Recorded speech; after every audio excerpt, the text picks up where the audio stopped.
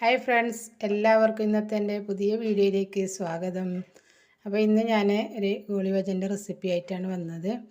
പിന്നെ ഞാൻ ഉസ്താദിൻ്റെ ചിലവിൻ്റെ ദിവസം ഞാൻ ഗോളിബജ ആക്കിയിട്ട് വീഡിയോ എടുത്തിട്ടുണ്ടായി. അപ്പോൾ അതിൻ്റെ റെസിപ്പി വേണമെന്ന് 2-3 പേര് പറഞ്ഞിട്ടുണ്ടായി. അപ്പോൾ അങ്ങനെയാണ് ഞാനിതാ വീണ്ടും ഗോളിബജയുടെ റെസിപ്പി ആയിട്ട് വന്നത്.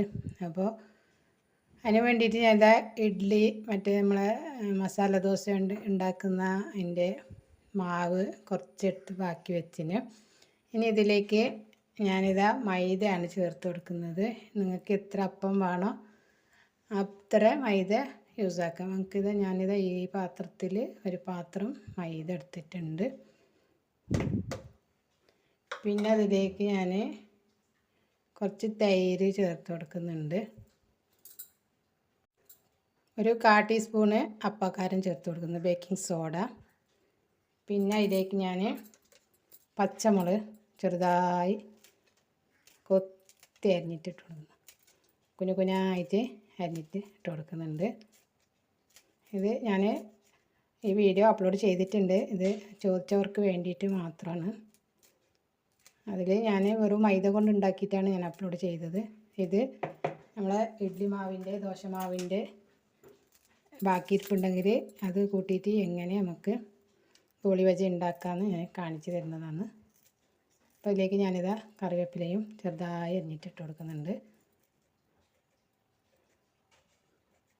ഇതാ കറിവേപ്പിലയും ഞാൻ ചെറുതായി അരിഞ്ഞിട്ടിട്ട് കൊടുത്ത് ഇനി നമുക്കിതിലേക്ക് ഉപ്പും ചേർത്തിട്ട് നല്ലതുപോലെ മിക്സ് ആക്കിയിട്ട് എടുക്കാം.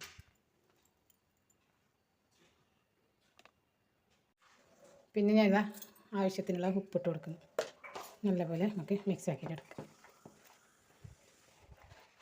അപ്പോൾ ഇതുപോലെ ഞാനിതാ മിക്സ് ആക്കിയിട്ട് എടുത്തതിന് നമുക്ക് കുറച്ച് വെള്ളം ചേർത്ത് കൊടുക്കാം.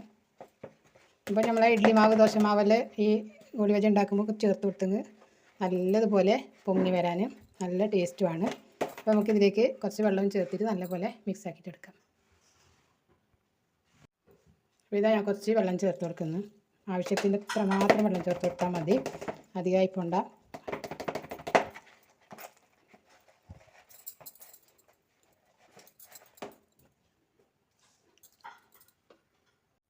അപ്പോൾ ഇതിലേക്ക് വെള്ളം തേങ്ങിയിട്ടാണ് അതിന് കുറച്ച് വെച്ചിട്ട് ഞാൻ കൈയോട് തന്നെ മിക്സ് ആക്കി കൊടുക്കുന്നുണ്ട്.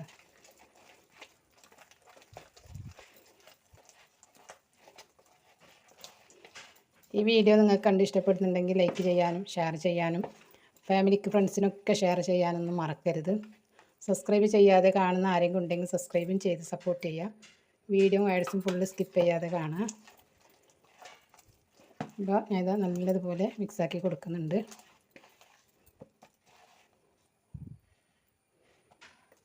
ഇതാണ് ഇതിൻ്റെ ഒരു പാകം. നമുക്ക് 2 മണിക്കൂർ റെസ്റ്റ് ചെയ്യാനായിട്ട് മാറ്റി വെക്കാം. ഇപ്പോൾ ഞാനിത് 2 മണി സമയത്താണ് മിക്സാക്കിയിട്ട് വെക്കുന്നുള്ളത്.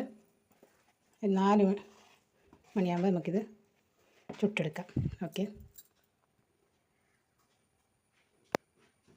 അപ്പോൾ ഇതാ 2 മണിക്കൂറായിട്ടുണ്ട് ഗൈസ്. നോക്കാൻ തുറന്നിട്ട് എങ്ങനെയുണ്ട് നമ്മുടെ ഇത് മാവ്. നല്ലപോലെ പൊങ്ങി വന്നിട്ടുണ്ട്. കാണുന്നുണ്ടോ? നല്ലപോലെ പൊങ്ങി വന്നിട്ടുണ്ടെങ്കിൽ നമുക്ക് എണ്ണ ചുടാൻ വെക്കാം, ചുട്ടെടുക്കാം. ഓക്കെ, കണ്ടോ?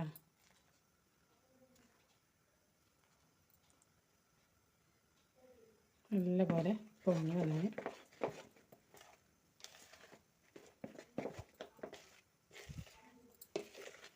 2 മണിക്കൂറും വെക്കാം, അതിന് കൂടുതലും വെക്കാം.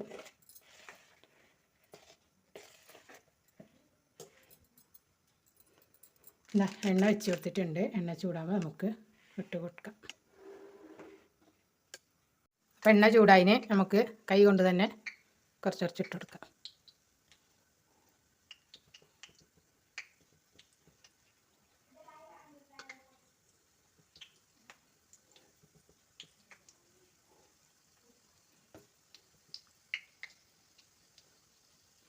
അപ്പോൾ ഇതേപോലെ എണ്ണയിലേക്ക് ഇട്ട് കൊടുക്കാം. നല്ലപോലെ പൊങ്ങി വരുന്നുണ്ട്. അപ്പോൾ ഗോളിബജി ഉണ്ടാക്കുന്ന ആൾ ഇതുപോലെ മാവ് ഉണ്ടാക്കിയാൽ നല്ല ഗോളിബജി നമുക്ക് കഴിക്കാൻ കിട്ടും. നമ്മൾ ഇഡ്ഡലി മാവ് ദോശ മാവിൻ്റെ ഒക്കെ 1 സ്പൂണോ 2 സ്പൂണോ മാവുണ്ടെങ്കിൽ മതി, കുറേയൊന്നും വേണ്ട. അതിന് പിന്നെ നമുക്ക് മൈദ, തൈര്, പിന്നെ കുറച്ച് ബേക്കിംഗ് സോഡയും ഉപ്പും ചേർത്തിട്ടൊന്ന് മിക്സാക്കി വെച്ചാൽ നമ്മുടെ ചായക്കടി റെഡിയാവും. ഇനി നമുക്ക് തിരിച്ചിട്ട് കൊടുക്കാം. രണ്ടെണ്ണം അതന്നെ സ്വയം അങ്ങ് തിരിഞ്ഞ് പോയിട്ടുണ്ട്.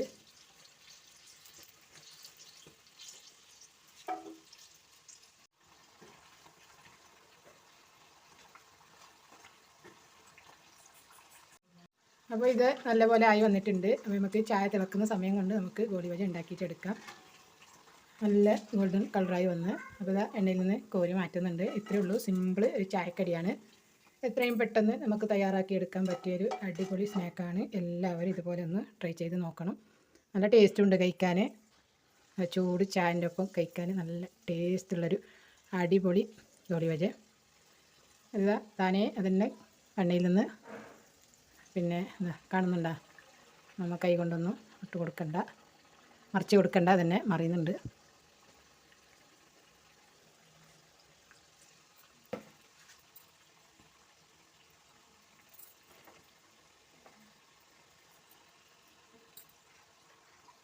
അപ്പോൾ നമ്മുടെ അടിപൊളി ഗോളി ബജി ഇവിടെ റെഡി ആയിട്ടുണ്ട്.